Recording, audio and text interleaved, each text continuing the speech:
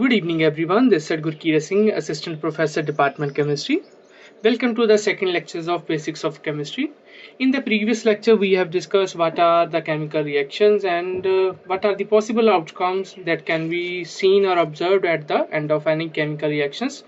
Now let's jump to our second topic, that is the different types of chemical reaction. If you haven't seen the first video, I will paste a link in the description and as well as at I button. You can see the first video there. Now let's jump to the topic. So let's just start with the first type of chemical reactions, which is known as our combination reactions. As the name suggests, combination reactions are made by the addition of two compounds. For example, let's take a simple example. Compound A gets evolved with the compound B. As a result, we can see we observe a product that's AB, that is formed by the combination of both the reactants as A and B. Okay, so let's take a simple example from your real life. For example, if we use lemon, okay, let me write it here. Okay, so from our daily life, we add lemon, then we add water into it, and we know let's take soda instead of water. Okay, so adding a lemon into water or soda, that will give us lemonade.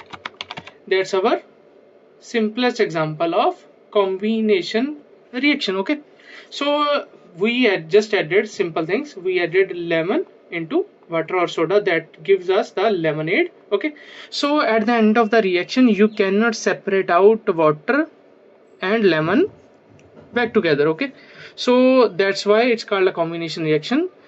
A and B compound on the mixing gives us AB compound that cannot get separate out further. Okay, let's take the example of a chemical reaction. Addition of two sodium is a soft metal that is available at the solid state at room temperature. By addition of chlorine gas into it, it gives us a product of 2NaCl, which is also known as our table salt. Okay, it's the same compound that you eat every day in your food, in your soups or everything. Let me tell you something funny. Okay, here let me tell you something.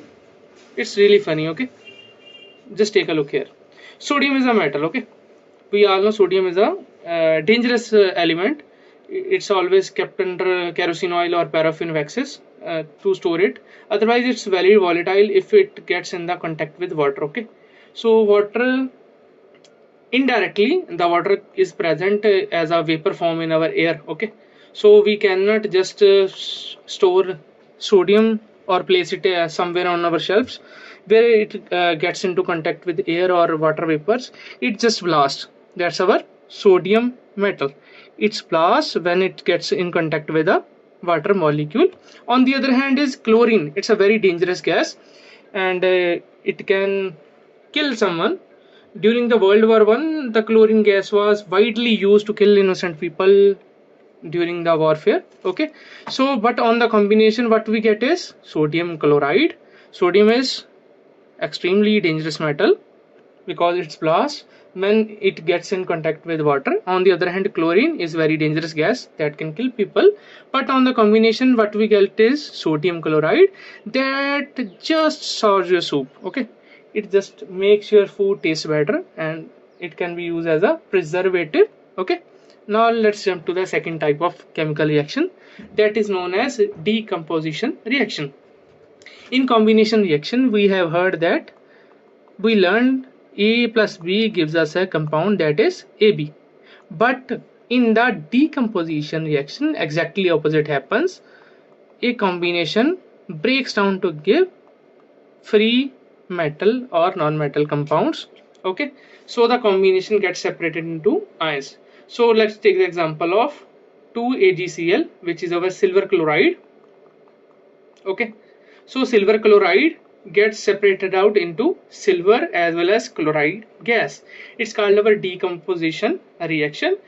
Here we have seen the example of AB. There might be a second compound that will be A, B and C that can decompose to form A, B and C compound as well. Okay, Now let's take a quick look at the third type of chemical reactions for today's lessons, that is displacement reaction.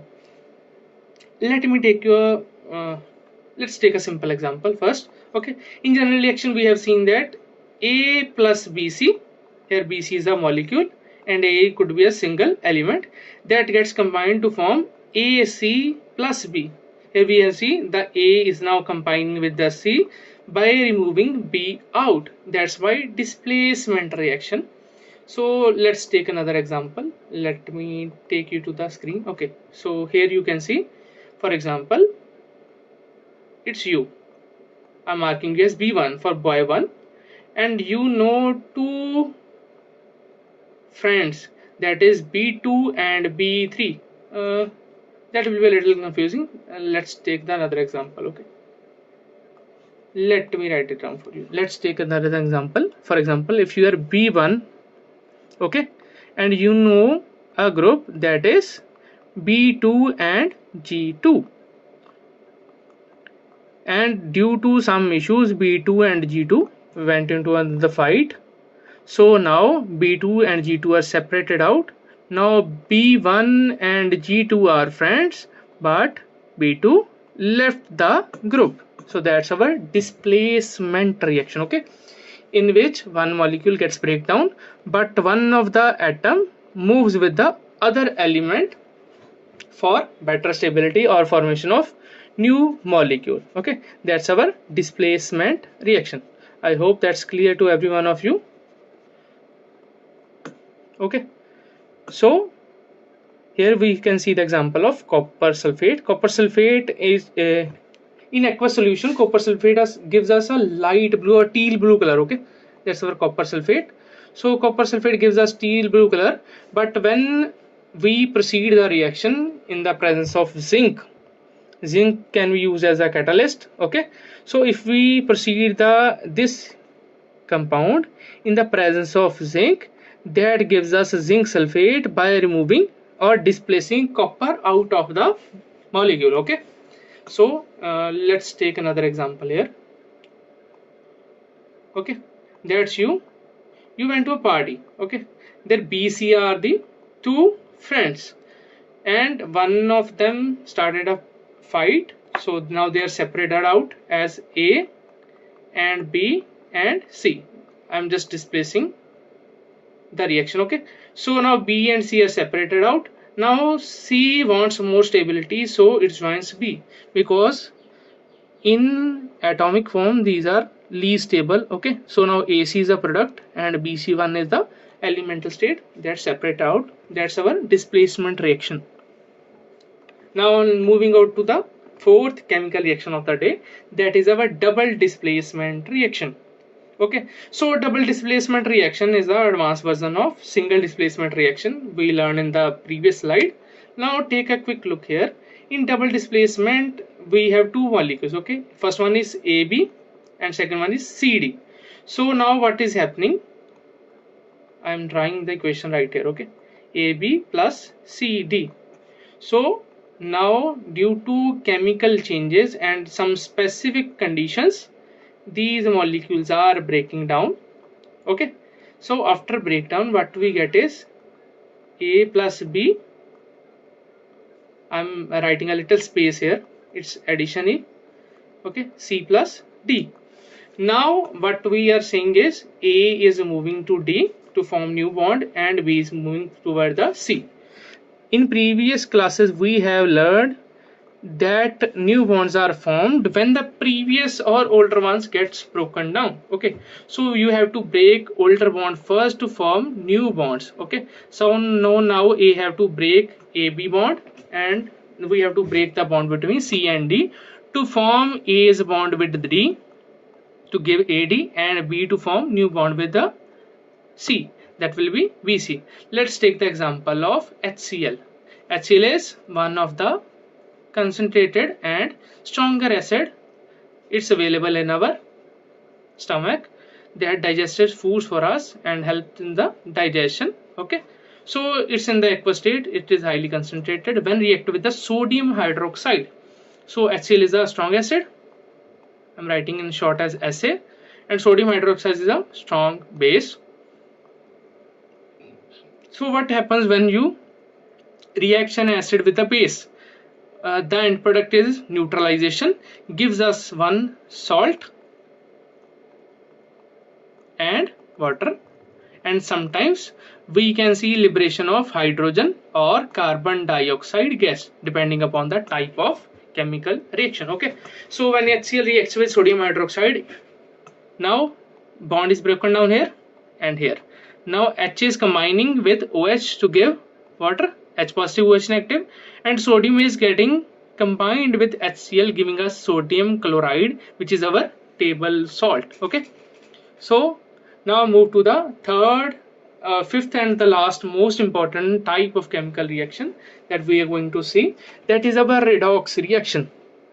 So redox reaction is a combination of reaction that in which molecules undergoes reduction as well as oxidation simultaneously. Reduction and oxidation. Okay, so let me tell you what is reduction and oxidation. Okay, so let's take a quick look here. Okay, so I'm writing it down. First one is reduction and second one is oxidation.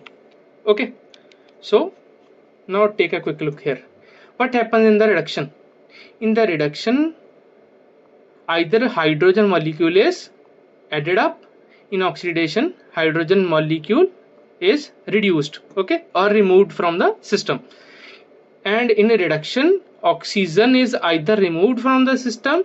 In oxidation, oxygen is added to the system.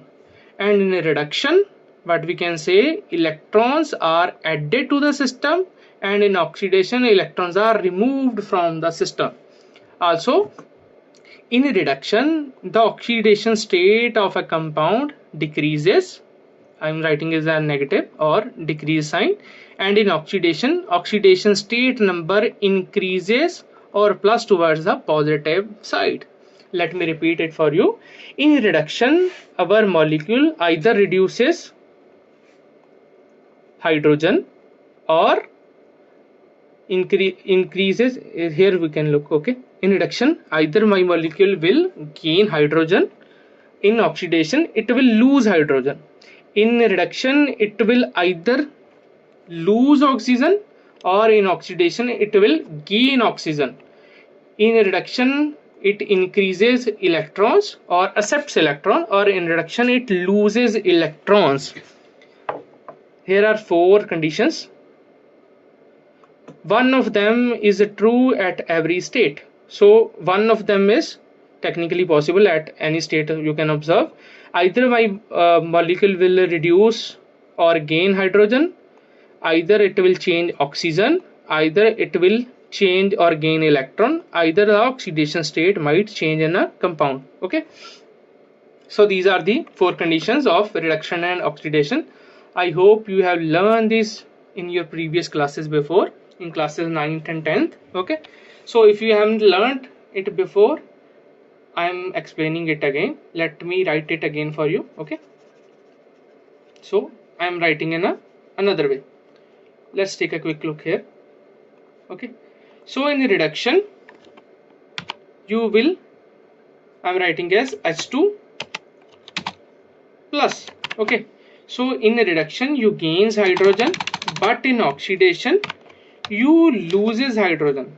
Let's keep it H. Okay, so you gain oxygen and you gain hydrogen for reduction, and you loses hydrogen in the case of oxidation. Secondly, in case of reduction, you loses oxygen as O negative, but in the case of oxidation, you gains oxygen as O positive. Okay, and in the case of reduction, you always gains electron. I'm writing it as E plus because we are gaining it. And in case of oxidation, we are losing electron. I'm writing it as E negative. And the last important one is, in case of reduction, our oxidation state, writing it as OS, that decreases. moves towards the zero or towards the negative side, but in case of oxidation, our oxidation state always increases or moves towards the positive side. Okay, so that's our reduction and oxidation conditions. Okay, one of them can be observed at a single time and one of them is true for every redox reaction. Here we are combining zinc with the copper that is having +2 oxidation state. Okay, that's in the elemental state, zinc is in the elemental state. Okay, but copper, it's in the 2 positive. So 2 positive, we all know the positive charge is for the cations. Okay, so it's in the ionic form, and the second one is neutral or in its elemental form. Okay, so now zinc is combined to give a reaction of with the copper, and now what is happening, zinc is a metal, so it's donating 2 electrons. Copper is having oxidation state +2. Now copper gained 2 electrons. Okay, so let me write it for you. Okay, that's 2 positive. Now copper gained 2 electrons, that's 2 electrons. Okay, now copper will have a 0 oxidation state. Okay, so now copper is in the elemental state, but zinc donated 2 electrons. Now zinc is in the 2 positive state. So here zinc donated electrons and copper gained electrons. So the gaining of electron is reduction.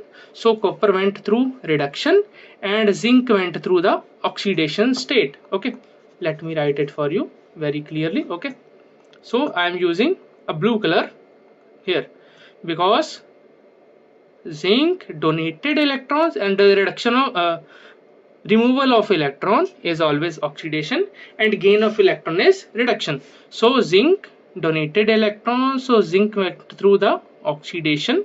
On the other hand, the copper one gained the electrons, so copper went through the reduction. Okay, so this is our redox reaction where one of them gains electron and the other one is losing electron. One of them is going through oxidation and other one is going through the reduction simultaneously to gain better stability over the reaction. Okay, so that's the simplest example for the redox reaction. In today's lecture we have learned 5 types of chemical reactions. First one is combination reaction where A and B combines to give a AB compound depending upon the reactants, and second one is decomposition reaction in which AB molecule gets broken down into A and B atoms or elemental state. Okay, so in the third one is displacement reaction where one of them moves towards the other molecule by displacing one of the stable element in the molecule. Okay, and in the double displacement 2 molecules gets broken down to gets combined with one another to form other different elements. Okay, so in the redox reaction we have 2 different compounds where one of them goes to the oxidation and the other one goes to the reduction. Okay, so that's the 5 types of chemical reactions for your important syllabus for class 10th, plus 1, plus 2 as well as B.Sc and B.Pharmacy. If you have any doubts, just comment under the video. I will definitely try to help you out. Until then, have a great time, enjoy and study hard. God bless.